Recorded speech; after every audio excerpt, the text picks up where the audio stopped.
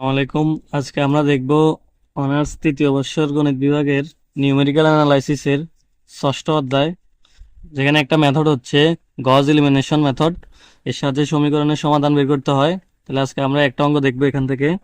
তো আমাদের এখানে সমীকরণ জোট দেওয়া আছে 3x plus Y minus Z equal to 3, 2x minus 8y plus Z equal to -5, x minus 2y plus 9z equal to 8 দিয়ে এক নম্বর সমীকরণ দিয়ে রাখবো। এখন আমরা চাইলে লিখতে পারি সমীকরণ একের সমতুল্য জোট। এটা আমরা লিখতে পারি কি ax ইকুয়াল ভি, এ আকারে লিখতে পারি, যেটা 2 নম্বর সমীকরণ দিব। যেখানে আবার হচ্ছে এ মানে হচ্ছে এই যে সমীকরণ জোটের যে সহগগুলো আছে 3, 2, 1, 1 মাইনাস 8, 2, এই যে এখানে এখানে দিবেন এর মধ্যে। তারপরে এক্স হচ্ছে চলকগুলা এক্স ওয়াই জেড। এরপরে ভি হচ্ছে সমীকরণ জোটের মানগুলা 3, -5, 8, 3, -5, 8।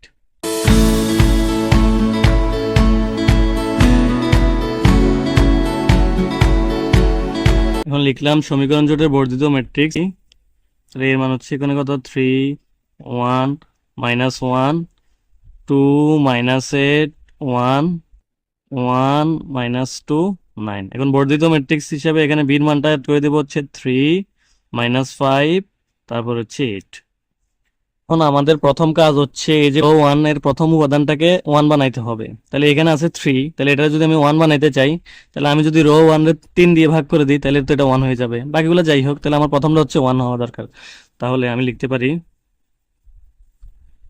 এখন এই যে প্রথম সারিটারে আমি 3 দিয়ে ভাগ করবো, তাহলে 3 দিয়ে ভাগ করলে হয় কত 1, 1 এর 3 দিয়ে ভাগ করলে হয় 1/3, -1 এর 3 দিয়ে ভাগ করলে -1/3। এরপরে হচ্ছে 3 দিয়ে ভাগ করলে হয় 1। তাহলে এখানে আমি কি করছি, এখানে আমি করছি আর ওয়ান স্টার মান হচ্ছে, আমি আর ওয়ানকে কত দিয়ে ভাগ করছি 3 দিয়ে, আর বাকিগুলো সেম। তাহলে আগের মতো যা যা আছে তা লিখে দিই। এখন এটা আমি আবার আরেকটা পেজে লিখে নিলাম, ওই পেজের জায়গা ছিল না। তো আমরা প্রথম লাইনটাকে এই যে প্রথমটাকে 1 বানাইছি। এরপরে আমাদের কাজ হচ্ছে এই যে 1 এর নিচে দুইটার আমরা একসাথে 0 বানাবো। এই যে 1 এর নিচে যেগুলো আছে এগুলোর আমরা 0 বানাবো, এটারে 0 বানাবো, এটারও 0 বানাবো। এখন দেখেন তো, এটা যদি আমরা 0 বানাইতে চাই, তাহলে এখানে আছে 2, এখানে আছে কত 1। তাহলে আমি এটা যদি এটার সাহায্যে 0 বানাইতে চাই, তাহলে আমার এখান থেকে যদি এটা 2 গুণ বিয়োগ করি, মনে করেন এখানে আছে 2, এটা 2 গুণ কত হবে 2 একে 2, তাহলে 2 থেকে যদি 2 বিয়োগ করতে পারি তাহলেই 0 হবে। তাহলে আমার আর2 হবে কি, এই যে আর2 প্রাইম হবে আর2 মাইনাস 2 আর1। আর আর3 তো যেহেতু এখানে 1, এখানেও 1, তাহলে আমি শুধু এখান থেকে এটা বিয়োগ করে দিলে হয়ে যেতেছে। তাহলে আর3 হবে কি, আর3 প্রাইম সমান সমান হবে আর3 মাইনাস আর1। তো এখন আর টু প্রাইম কি হবে, আর টু প্রাইম হবে আর2 থেকে 2 আর1 বিয়োগ। তাহলে আমরা লিখতে পারি কি, আর2 প্রাইম সমান সমান আর2 মাইনাস 2 আর1। তাহলে আর2 থেকে এটা এটা থেকে এটা 2 গুণ বিয়োগ করেন, 2 মাইনাস 2, তাহলে 0। এখন -8 মাইনাস 2/3, এগুলো হিসাব করে আমি লিখে ফেলতেছি।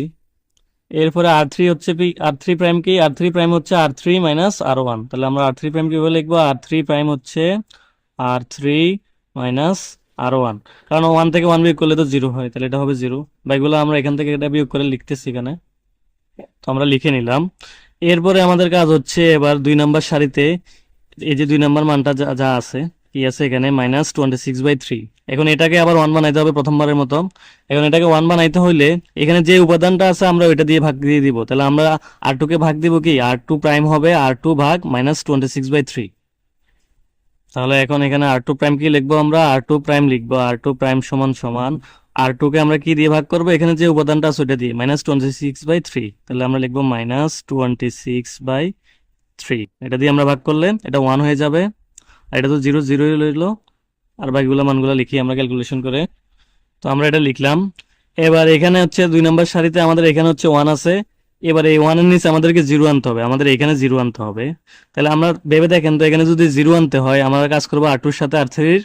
তাহলে এখানে আছে 1 আর এখানে আছে -7/3। তাহলে আমরা যদি এখানে যদি 7/3 আনতে পারি, তাহলে তো আমরা এই দুইটা যোগ করলে তো 0 হবে। তাহলে এখানে আমাদের আছে -7/3। তাহলে এখানে যদি আমরা এটা 7/3 দিয়ে গুণ করি, গুণ করার পর যোগ করে দিই, তাহলে একটা হচ্ছে +7/3, একটা হচ্ছে -7/3, তো যোগ করলে এটা 0 হয়ে যাবে। তাহলে আমাদের কাজ করতে হবে এখন 3 নম্বর লাইনে।